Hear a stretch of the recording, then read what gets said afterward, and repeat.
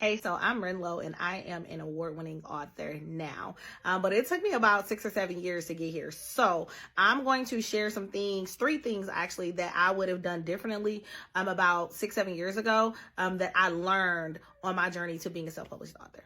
So number 1 is I would get rid of all the misconceptions that I thought that you had to be in order to be a published author. Like you had to have a degree in English or literature or be some type of English or literature major or anything like that, right? Because you don't, okay? But the second thing that I would do differently is I would stop just letting all of my book ideas just sit as thoughts in my mind, and I would write them out. I would write them, not let them sit there. I would just write them out, get them typed up, because you cannot do anything with the idea in your head, right? Statistics show that you are more likely to achieve a goal when you write it down. So if you have these amazing stories and ideas, but they're only living in your head, then the probability of you actually publishing them is going to be really, really, really slim versus you getting them out of your head and typed up and written down. The third thing that I would do differently, I would not try to attempt to do everything on my own. I thought